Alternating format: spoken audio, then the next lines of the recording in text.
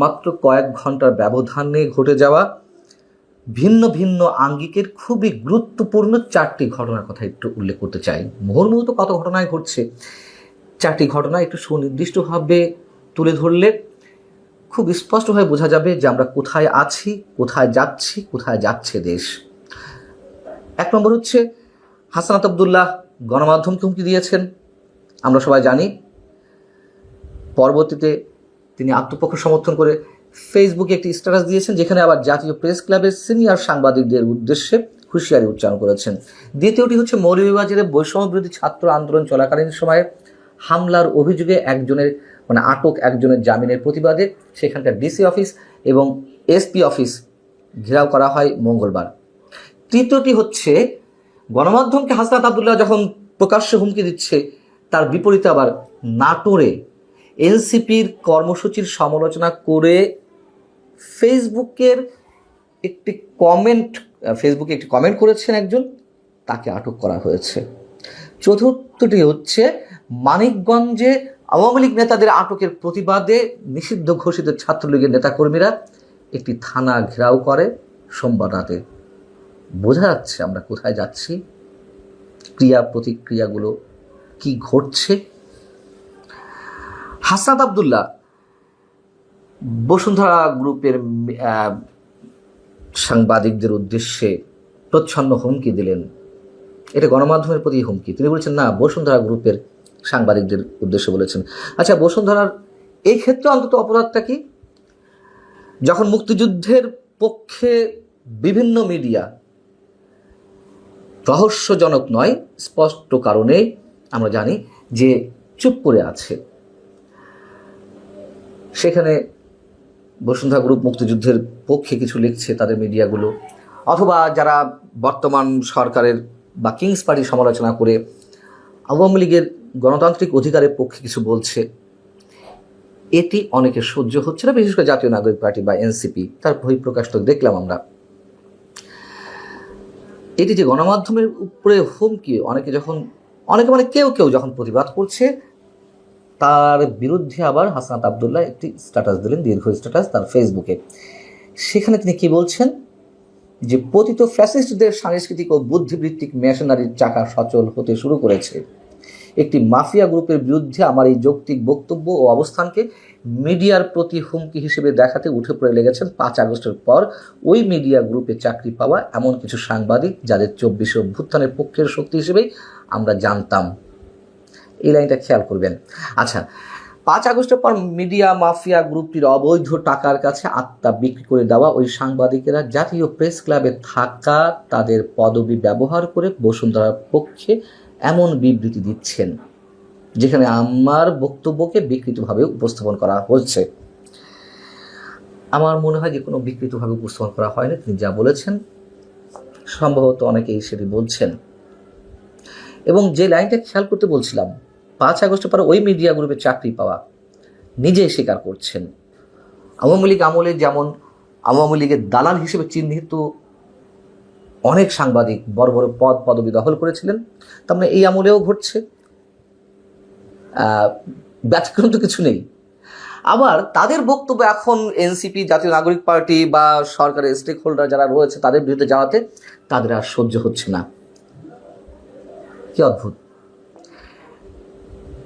গণমাধ্যম তো অবশ্যই সবার পক্ষে বলবে, এবং আওয়ামী লীগের সময় মিডিয়ার যে চরিত্র ছিল, এখনো হাতে গোনা 2-1টি ছাড়া বাকি সব মিডিয়া একই ধরনের চরিত্র অবলম্বন করছে। বর্তমান ক্ষমতাসীনদের পক্ষে বা ক্ষমতা কেন্দ্রিক রাজনীতি যারা করছে তাদের পক্ষে কথা বলছে। এখন মুক্তিযুদ্ধের পক্ষে কিছু মানুষ যারা কথা বলছে, তাদের বক্তব্যগুলো বসুন্ধরা গ্রুপের মিডিয়াগুলো তুলে ধরছে। কালের কণ্ঠ, বাংলাদেশ প্রতিদিন, বাংলা নিউজ 24 বা তাদের electronic channel news 24, Daily Sun, এটি তাদের সহ্য হচ্ছে না। কথা বলতে হবে একপাক্ষিকভাবে, আওয়ামী লীগের বিরুদ্ধে কথা বলতে হবে। আওয়ামী লীগের নেতা কর্মীদের কোনো গণতান্ত্রিক অধিকার নেই। আওয়ামী লীগের সমর্থক যে কোটি কোটি সমর্থক রয়েছে, তাদের পক্ষে কিছু বলা যাবে না। আওয়ামী লীগ নিষিদ্ধ হয়েছে, রাজনৈতিক কার্যক্রম নিষিদ্ধ, এটি তো সরকারের পক্ষ থেকে বলা হয়েছে যে এটি সাংবাদিকদের ক্ষেত্রে বা যারা কথা বলছেন মুক্তমনা মানুষ, তাদের ক্ষেত্রে এটি নিয়ে আলোচনা করতে কোনো সমস্যা নেই। তাহলে সমস্যা কোথায় হাসনাত আবদুল্লাহদের? এবং এটাই কি নতুন রাজনৈতিক বন্দোবস্ত? বিরোধী মত সহ্য করা হবে না বা হয় না এমন অভিযোগ তো আওয়ামী লীগের বিরুদ্ধে ছিল, এখন তারাও সেটি সহ্য করতে পারছে না। এটা তো নতুন কিছু নয়, এটি অনেক আগে থেকেই। আর কোনো গণমাধ্যমের প্রতি যদি কোনো ধরনের অভিযোগ থেকে থাকে, তার জন্য তো আইন আছে, প্রেস কাউন্সিল আছে, সেখানে না গিয়ে এভাবে মব সৃষ্টি করা কেন? এর আগেও আমরা দেখেছি যে হাসনাত আব্দুল্লাহ কি ভয়ঙ্করভাবে হুমকি দিয়েছে সাংবাদিকদের উদ্দেশ্যে, যে ফ্যাসিস্টদের পক্ষে বা ফ্যাসিবাদের পক্ষে লিখলে কলম ভেঙে দেওয়া হবে।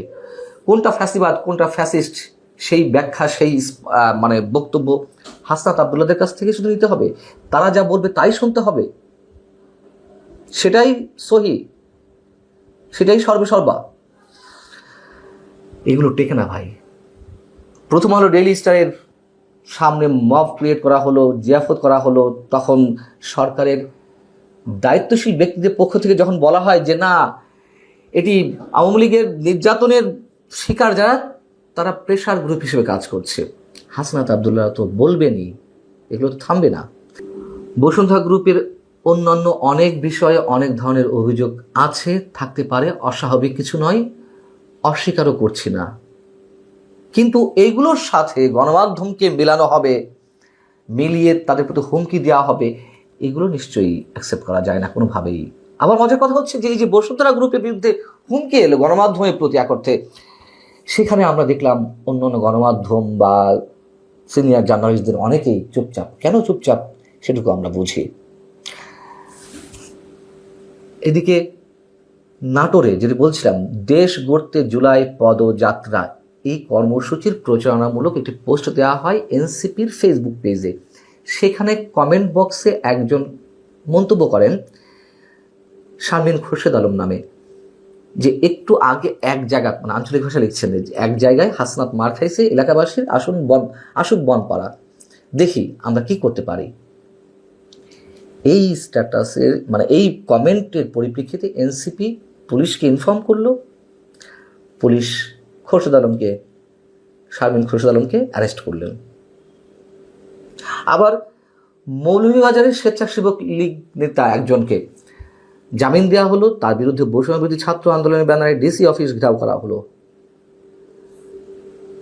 এসপি অফিস ঘেরাও করা হলো, প্রেস ক্লাবের গেটে তালাও মেরে দেওয়া হয়েছে, কারণ প্রেস ক্লাবে নাকি আওয়ামীপন্থী সাংবাদিক তারা সেখানে রয়েছে বা কার্যক্রমের সঙ্গে জড়িত। আর শেষের যেটি বলছিলাম, মানিকগঞ্জের সাটুরিয়ায় সোমবার রাতে আওয়ামী লীগ এবং ছাত্রলীগের নেতা কর্মীদের ছাড়িয়ে নিতে যেটি নিষিদ্ধ ঘোষণা করা হয়েছে যে সংগঠন, ছাত্রলীগের নেতাকর্মীরা থানা ঘেরাও করেছে।